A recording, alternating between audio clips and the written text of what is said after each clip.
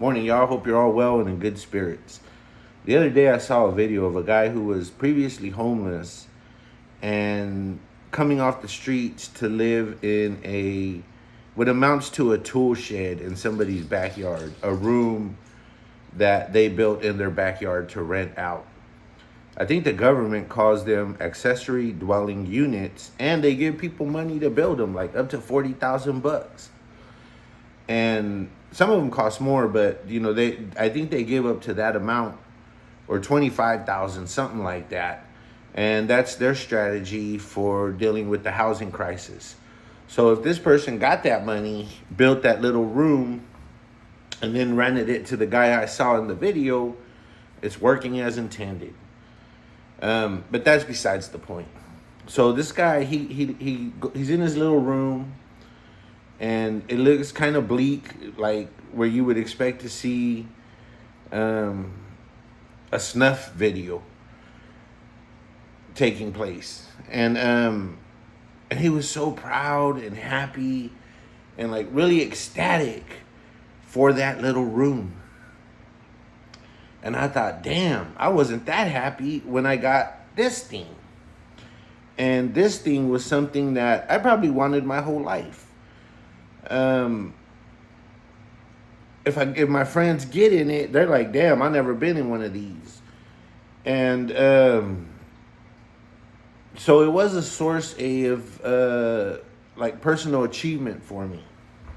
But I didn't think I was as happy for that as this guy was for living in an ADU. And so like for a week I wondered, damn, am I ungrateful? What's wrong with me? How come I'm not happier for this great thing than he is for that small thing? And then I thought of a Bible story. And it's one of my favorite ones. It's with Jesus and this other dude are in the back of the church and they're looking at everything. And this rich dude comes in, in fine threads, lots of jewelry, and pulls out a big old fat wad, maybe even a gold bar, and throws it in the donation box. And the guy next to Jesus turns to Jesus and is like, man, did you see that? That guy gave hella money to the church. He must really be a good guy. And Jesus didn't say nothing. So they're still sitting back there. And then this little old widow lady comes in, her husband died tragically, so she'd always been struggling. And, she was on hard times. So she comes up to the box and she pulls out this little coin purse and shakes it out. And like 2 pennies come out. And back then you could buy like a gallon of milk with 1 penny and a loaf of bread with the other. I'm taking artistic license here. I don't know what the actual prices was, but it wasn't as inflated as now. And she threw those in, and she walked away, and the guy turns to Jesus. He said, man, you see that old lady only threw 2 pennies in? That's a stingy old lady. Man, I don't think God's going to like her. And then Jesus turned to him, and he's like, look, man, that first guy, what he threw in there wasn't a lot to him. He has much, much more than that. That old lady, that's all she had. That was her food for today. So she's going to fast so that she could give to the church. And I added that part because it makes more sense. And, I don't think Jesus said she was going to fast. But I know Christians would like not eat one day and then give away what they were going to eat to people in need. And so like the purpose of their fast wasn't just to like cleanse yourself, but so that if, say you spent, let's do per diem. Say you spend $10 for breakfast, $15 for lunch, and $25 for dinner. You would take that money and give it to someone who doesn't have anything to eat on the day you fast. So it wasn't just about not eating. This being a Christian story, I'm adding that to her. And so Jesus is like, that old lady is not going to eat today. She gave everything she had monetarily and then some.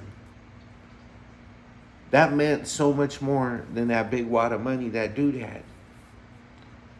And I'm not saying I'm rich. I live in the hood. There's probably 10 lowriders within 2 blocks of me. I got one too. Anyways, I thought, that coming off the streets into that ADU at this point in time, that's everything to him. There was a point in time when I didn't have that much. So I'm not judging. I'm just giving you a view of how to kind of look at the world. This car I got when I treated myself to one for my birthday last year, it was just one more thing in my life. I have a job that when I retire, there's going to be people with doctorates and master's degrees applying for it. It's a good job. The family I have, they love me. They tell me they love me often. I love them. I got a lot of friends going back to childhood, elementary school, who still reach out to me, who still invite me out to eat, who still, are loved in their communities. I have a lot going for me besides a car. And so that kind of helped explain to me why I didn't seem as excited about this lifelong dream that I achieved as much as this guy who was just getting that ADU. That was everything to him at that time. Again, he might grow and by my age be in a much better place financially. I'm in a happy place overall. I feel fortunate enough that I have the luxury of advocating for others to have the right to advocate for themselves.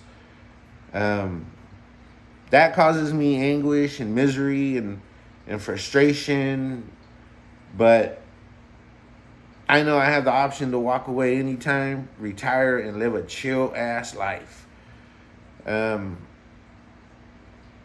So that said, I'll share a thing that'll help you guys look at content creators. I remember one content creator was announcing an exclusive interview. And these guys, again, they're in the urban, prison, Latino, Chicano, like they skirt all these different genres, but oftentimes it just comes down to drama. And I said, look, you can't really call that exclusive because your guest has been on every single podcast. And he's scheduled to be on every single podcast. That's not exclusive. And the response was, oh man, you're just a hater. Who do you know that knows this person? And I said, you know what? Personally, I don't know anyone that knows that person. The people I know, they're hiking mountaintops. They're swimming in lakes. They're traveling around the world. They're not on YouTube comparing their views to someone else's. These are professional people raising families, living lives. So no, I don't know anyone personally that knows your guest. And that told me, man, this guy's world is this little YouTube world. This guy does not think about swimming with dolphins. I had a friend, she's a doctor now, and like this gorgeous, drop dead gorgeous woman. She's married to a movie star looking dude who's hella cool too. I went to their wedding. They're cool. But she would send me pictures of things she was doing while she was going to school. And at one time she lived in Philadelphia overlooking like this historic square. Another time, she'd send me pictures of her laying in the grass holding a baby tiger, petting a baby elephant, swimming in the ocean. And there's fucking sharks around her and she's not in a cage. And like was probably 25, already had a brand new Mercedes and owned a house in San Diego. Like that shit is just way beyond anything I ever imagined for my life. I do imagine it for my kids' life. I tell my daughter, hey, whatever you want to do when you go to school, we got you. You know, I'll not eat. You know, I'll not eat that day if you need a textbook or something. But let that be your gauge. Listen to people, and when they put such a huge value on material things, it could mean that there's not a lot else happening for them. And hopefully it does happen for them because it makes them more well-rounded. That's it. Have a good one.